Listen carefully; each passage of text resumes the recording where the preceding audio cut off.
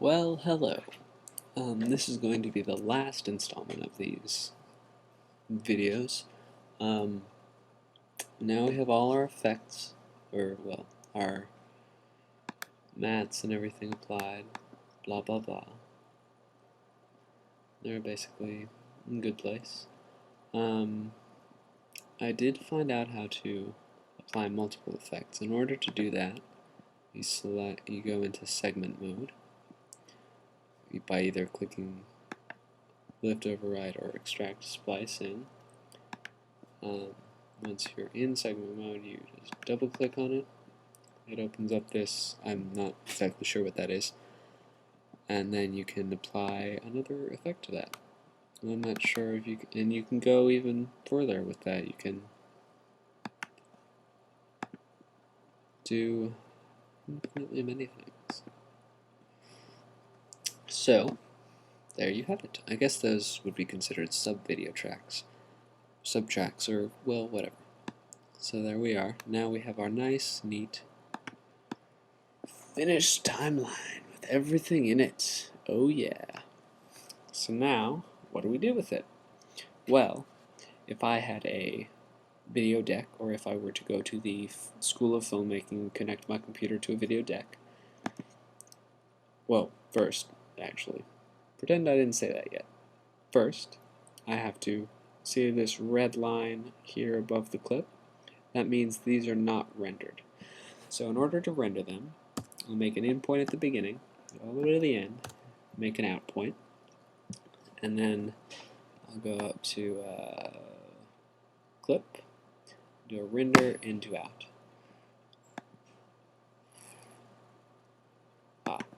I did not have my tracks selected. So you have to have all the tracks selected. So I'm going to select all my tracks. So like if I had anything on anything else, just select it all. Got mine in an out point. Now I can do a render into out. So we've got 22 effects to render. So it'll take a little while. So after that happens, I'll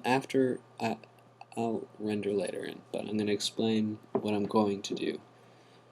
After I render it, I need to go to File, because I want to get a QuickTime file of this. I want to go to Export.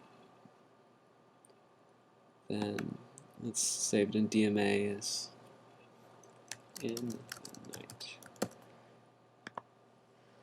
And we're going to save it. Oh.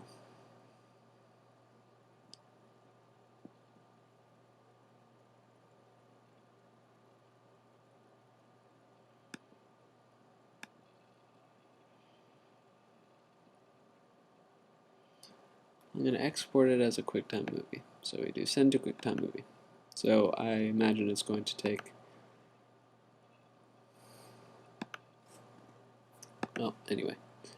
I want to do, what should I do? You know what, let's just make a, oh, I can't, right?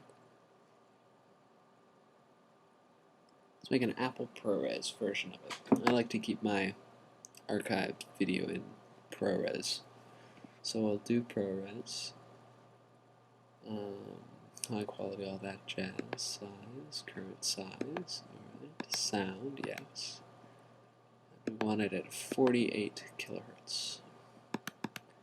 We don't want to compress it. So now that we have that, I don't want to do any of this.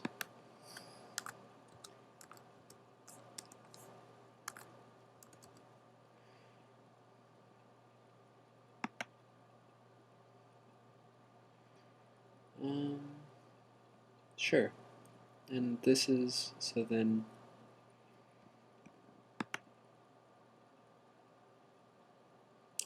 actually we just want to do it the same as the source. Well, no. Why not? Let's just do a ProRes. Alright, so now that we have all this set up, I'm going to save this as a preset.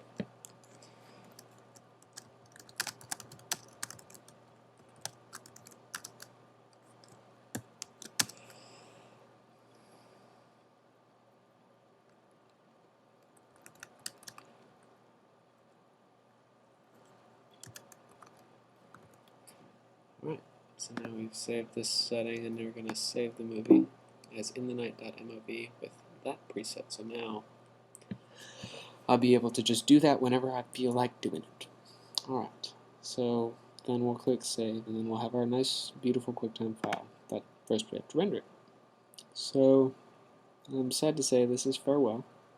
Hope you enjoyed watching and perhaps learned a little bit. Actually, now that it's the end, I think I'll do a little bit of editorializing and tell you what I think of Avid versus Final Cut, Final Cut versus Avid.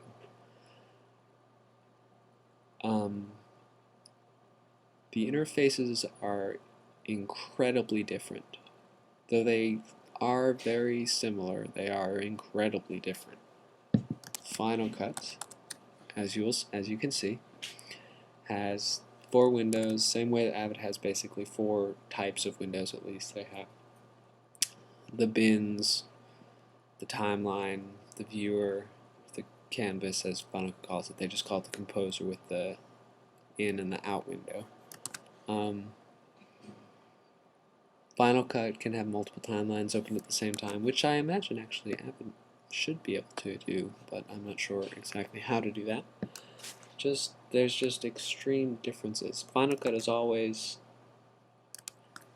Avid calls being able to,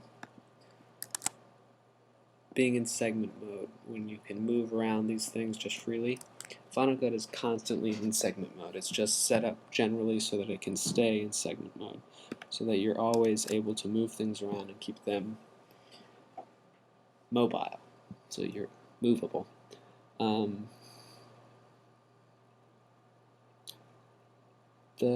Basically, there's a lot of other things that are similar. There's just generally, I imagine it would be the same way for an Avid editor trying to edit on Final Cut. It just like requires a lot of getting used to because it's so different the way the interface works and the way the software is designed to work.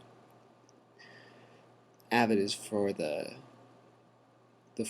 film editor who has come from analog editing on a flatbed on a Steenbeck or a Moviola, and has decided, or has not decided, but now has to edit digitally. So it takes those pieces and puts them into this digital interface.